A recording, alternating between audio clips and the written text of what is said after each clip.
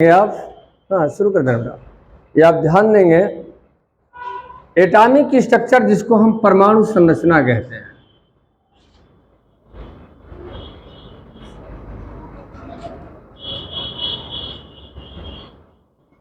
परमाणु संरचना क्या है?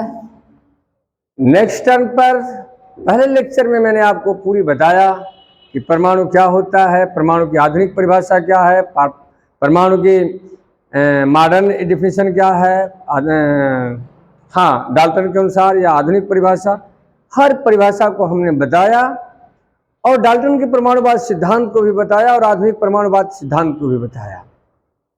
आज उसके आगे आपको हम पढ़ाएंगे, बिल्कुल यह केमिस्ट्री, फिजिकल केमिस्ट्री का यह बेसिक होगा। जिस बच्चे को ये नहीं समझ में आएगा उसे केमिस्ट्री नहीं समझ में आएगी हमारी समझ। अब मैं चाहूंगा कि इसे ध्यान से आप समझें और जानें। हमने आपको यह भी बताया डाल्टन के आधुनिक परमाणुवाद सिद्धांत में कि प्रोटॉन की खोज किसने किया था, न्यूट्रॉन की खोज किसने किया था, इलेक्ट्रॉन की खोज किसने किया था, परमाणु के डेफिनेशन। आज हम वहां के आगे से आपको बताएंगे परमाणु में इलेक्ट्रॉन की स्थिति क्या है, परमाणु में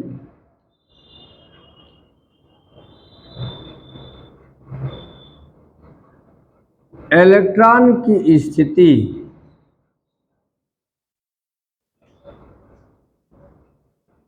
थोड़ा सा पीछे, इसे बताने से पहले मैं बता दूं कि यह मैंने आपको बताया था कि परमाणु अति सतत सूक्ष्म से मिलकर के बना होता है। आधुनिक वैज्ञानिकों के अनुसार जब जे टॉमसन ने इलेक्ट्रॉन की खोज कर लिया, रदरफोर्ड ने प्रोटॉन की खोज कर लिया और चैडविक ने न्यूट्रॉन की खोज किया, तो उन्होंने बताया कि परमाणु के बीच में एक न्यूक्लियस होता है जिसे हम नाभिक कहते हैं, जिसमें प्रोटॉन और न्यूट्रॉन उपस्थित रहते हैं, जिसमें प्रोटॉन धनावेशित कण होता है, न्यूट्रॉन उदासीन कण होता है जिस पर कोई आवेश नहीं होता है। जब तक अब तक जितने भी आपके एलिमेंट्स खोजे जा चुके हैं उनमें जो एटॉमिक नंबर्स की गणना या एटॉमिक नंबर बराबर क्या होता है, परमाणु क्रमांक बराबर क्या होता है, तो किसी भी परमाणु में उपस्थित न्यूक्लियनों की संख्या एटॉमिक मास कहलाती है, परमाणु भार कहलाती है। यानी परमाणु भार या द्रव्यमान संख्या एक ही चीज होता है। द्रव्यमान संख्या या परमाणु भार बराबर, जिसको हम ए से डिनोट करते हैं, प्रोटॉनों की संख्या और धन न्यूट्रॉनों की संख्या, इसे ही हम कहते हैं एटॉमिक मास या द्रव्यमान संख्या कहते हैं या परमाणु भार कहते हैं। प्रोटॉनों की संख्या बराबर इलेक्ट्रॉनों की संख्या बराबर परमाणु क्रमांक, यह तीनों आपस में बराबर होता है। यानी यदि किसी एटम के न्यूक्लियस में, nucleus of atoms, this represents of protons is called atomic numbers. हमने ये कहा कि यदि किसी भी परमाणु के नाभिक में जितने प्रोटॉन उपस्थित होंगे और जितने इलेक्ट्रॉन उपस्थित होंगे उनकी संख्या बराबर होती है, यानी प्रोटॉन की संख्या के बराबर ही इलेक्ट्रॉन होता है, नंबर्स ऑफ इलेक्ट्रॉन होता है this atoms, and atomic numbers is equal two numbers of protons. और परमाणु क्रमांक बराबर भी होता है प्रोटॉनों की संख्या, यानी प्रोटॉनों की संख्या बराबर परमाणु क्रमांक होता है और इलेक्ट्रॉनों की संख्या बराबर भी परमाणु क्रमांक होता है। यानी यदि हम यहाँ नाइट्रोजन को ले लेते हैं, 7 नंबर का नाइट्रोजन है, एटॉमिक नंबर इसका 7 होता है और एटॉमिक मास जो है 14 होता है, तो इसमें परमाणु क्रमांक भी 7 है और प्रोटॉनों की संख्या भी 7 है और इलेक्ट्रॉनों की संख्या भी 7 है। न्यूट्रॉनों की संख्या को यदि निकालना है कि नंबर्स ऑफ न्यूट्रॉन्स क्या होंगे, तो आप यहां से निकाल सकते हो कि नंबर्स ऑफ न्यूट्रॉन्स कितने होंगे, क्या हैं, आसानी से आप इसे ज्ञात कर सकते हो। ये हमें से बता दिया था पिछले टर्म पर। आ जाइए यहाँ बताते हैं इसके आगे जो सबसे पहले रदरफोर्ड का मॉडल आपने पिछली कक्षा 9th में भी पढ़ा। रदरफोर्ड ने ही मॉडल दिया था, जिसे रदरफोर्ड का मॉडल कहते हैं। उसने परमाणु में उपस्थित इलेक्ट्रॉनों की स्थिति को बताया, उनकी पोजीशन को बताया कि इलेक्ट्रॉन की पोजीशन क्या होती है, स्थिति क्या होती है। तो किसी भी एटम में न्यूक्लियस होता है, जिसे हम नाभिक कहते हैं। इसमें प्रोटॉन और न्यूट्रॉन उपस्थित रहते हैं। इलेक्ट्रॉन भिन्न भिन्न ऊर्जा स्तर में चक्कर लगाते रहते हैं। इलेक्ट्रॉन जो है नाभिक के चारों ओर उपस्थित है। ऊर्जा स्तर, या इसी को हम कोश कहते हैं, या इसी को हम कक्षक कहते हैं, ये उपस्थित होते हैं। इनका नाम है, इन ऊर्जा स्तर का, पहले ऊर्जा स्तर को हम के से डिनोट करते हैं, क्योंकि इसी को हम कहते हैं ऊर्जा स्तर।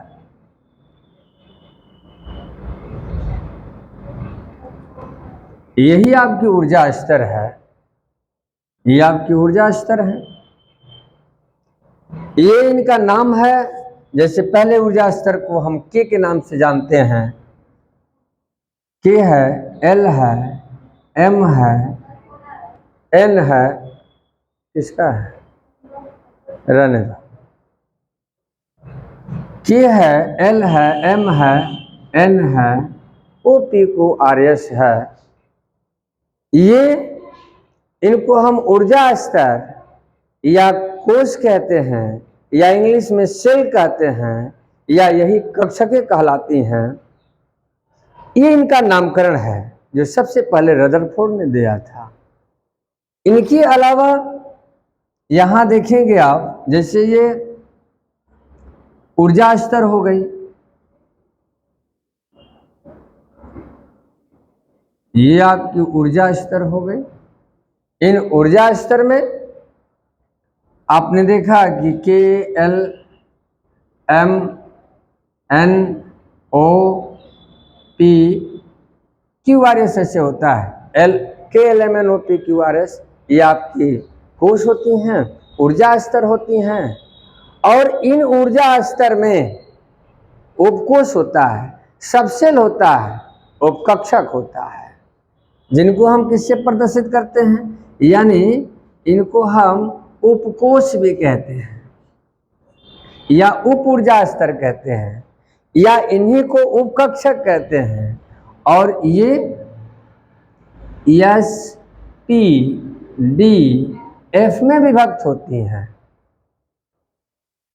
यानी ये इस तरह से होते हैं। भाई इलेक्ट्रॉन की पोजीशन को मैं बता रहा हूं कि किसी भी एटम में इलेक्ट्रॉन किस तरह से होता है। जैसे कि एग्जाम्पल समझ लीजिए, यदि आपसे पूछा जाए मानव कहाँ रहता है, आप कहेंगे कि पृथ्वी पर। पृथ्वी पर क्या है, पृथ्वी पर कहाँ, तो आप कहेंगे कि एशिया महाद्वीप में या अफ्रीका महाद्वीप में। फिर वहाँ के बाद ये कहाँ है, देश में। फिर इसके बाद किस देश में, भारत में। फिर इसके बाद कहाँ, तो इस जिले में। फिर इसके बाद कहाँ, तो गांव में। गांव में कहाँ, घर में या मकान में। मकान में कहाँ, तो एक कमरे में। ठीक उसी प्रकार से इनकी जनरेशन होती है, इनकी स्थिति होती है, किनकी, आपकी इलेक्ट्रॉन की। आखिर में इलेक्ट्रॉन वो कहाँ होता है। अब देख लीजिए, ये उप ऊर्जा स्तर रहा, ऊर्जा स्तर रहा, जिसको उपकोश कहते हैं, सेल कहते हैं। इनमें सबसेल होता है, जिसे उपकोश कहते हैं। और इन उपकोश को एसपीडीएफ में व्यक्त होते हैं। और इन उपकोश में भी कक्षा होती है, जिसको हम ऑर्बिट कहते हैं। इनमें भी क्या होती है, कक्षा होती है, वहां इलेक्ट्रॉन होते हैं। यानी इसमें यदि आपसे कहा जाए कि कितनी कक्षा है, कितने ऑर्बिटर हैं, कितने ऑर्बिट हैं, तो इसमें जो कक्षा होती है वह कितनी होती है, एक होती है। आपके पी में कितने होते हैं, इनमें कक्षा की संख्या 3 होती है। आपके डी में कितने ऑर्बिट होते हैं, तो इनकी संख्या 5 होती है,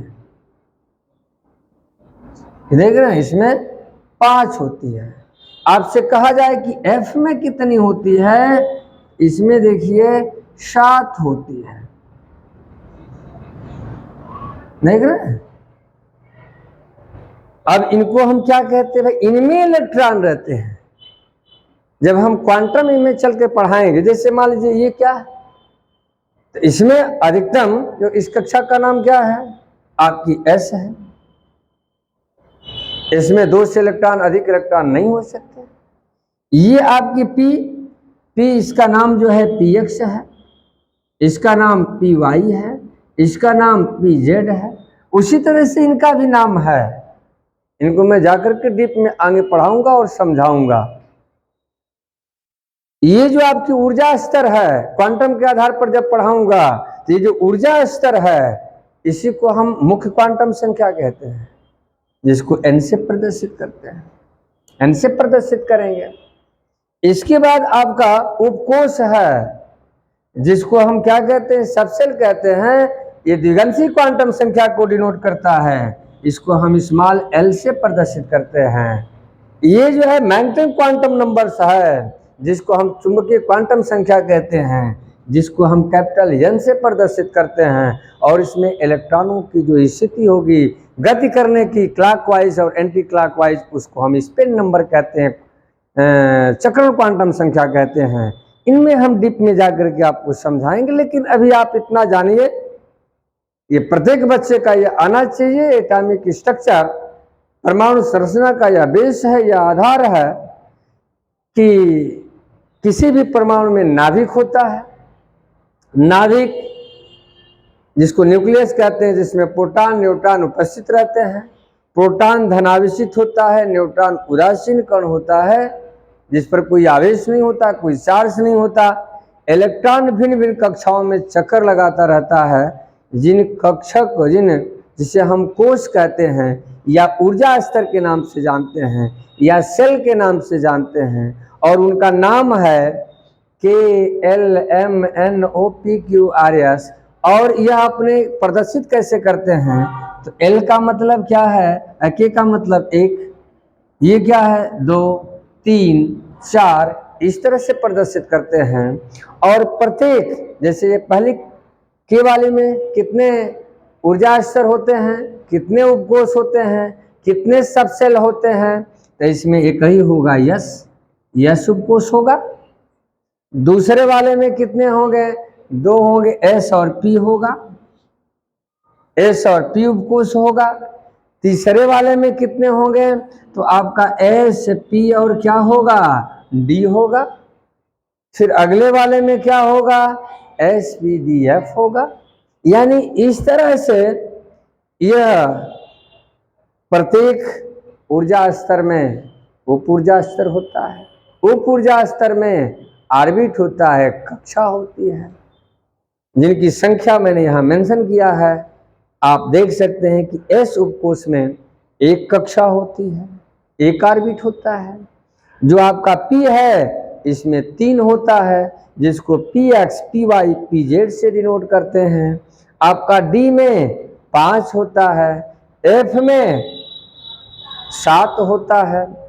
अब इनके इलेक्ट्रॉनिक विन्यास के आधार पर, अब सबसे पहले यह यदि आप जान लिए, तो आपको जानना चाहिए इलेक्ट्रॉनिक विन्यास करना, इलेक्ट्रॉनिक कॉन्फ़िगरेशन कैसे करते हैं।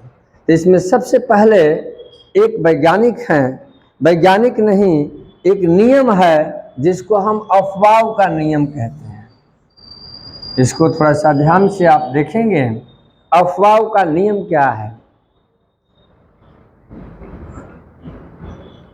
अफवाह का नियम,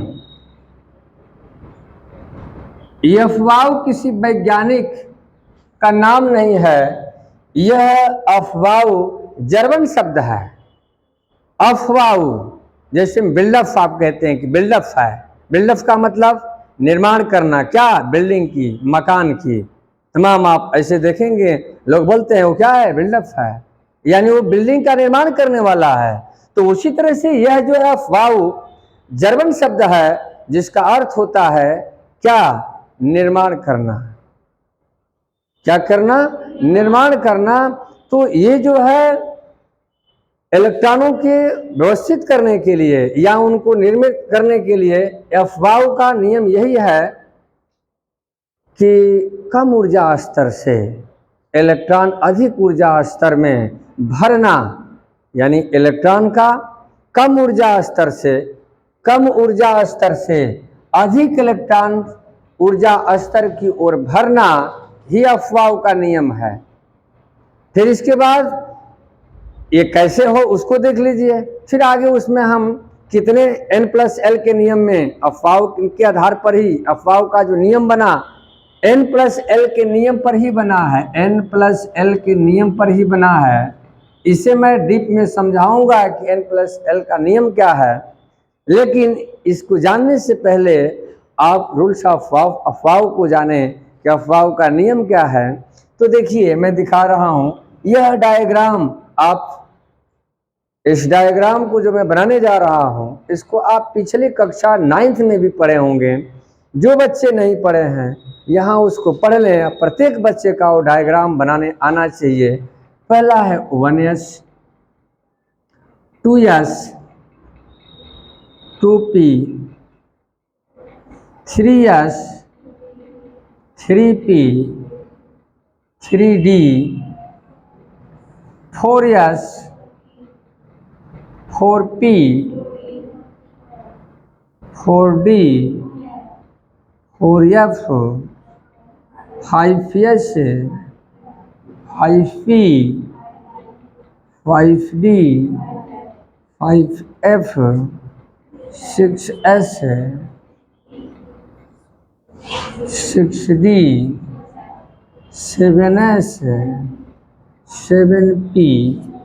यदि इसको देखा जाए तो यह जो पहली आपकी ऊर्जा स्तर है यही आपकी के वाली है, ये जो है आपका एल है, ये जो है एम है, के एल एम एन है, ये आपका ओ है, पी है, ये आपका क्यू है।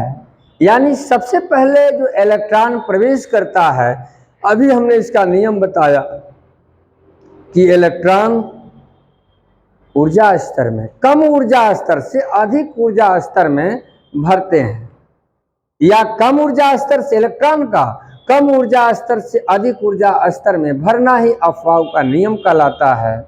वो कैसे कि सबसे पहले इलेक्ट्रॉन 1s में आएगा, जब यह भर जाएगा तब यहाँ पर 2s चालू हो जाएगा, और जब यहाँ 2s आपका भर जाएगा तो 2p चालू होगा, और 2p के बाद तुरंत 3s चालू हो जाएगा, और इसके बाद तब 3p, 3d, 3p, 4s, इसके बाद ये इस तरह से जो है, ये देखिए ऐसे इलेक्ट्रॉन, ये डायग्राम सभी बच्चे का आना चाहिए। ये देखिए ये सभी बच्चों का डायग्राम बिल्कुल याद होना चाहिए कि इस तरह से इलेक्ट्रॉन भरते हैं। अब यहाँ जो sp-df में s में अधिकतम इलेक्ट्रॉन कितने हो सकते हैं? s में अधिकतम इलेक्ट्रॉन की संख्या 2 हो सकती है, p में अधिकतम इलेक्ट्रॉन की संख्या 6 होती है, और इसके बाद d में अधिकतम इलेक्ट्रॉन की संख्या आपकी 10 होती है, और f में अधिकतम इलेक्ट्रॉन की संख्या आपकी 14 हो सकती है। यानी इससे अधिक इलेक्ट्रॉन इसमें नहीं हो सकते।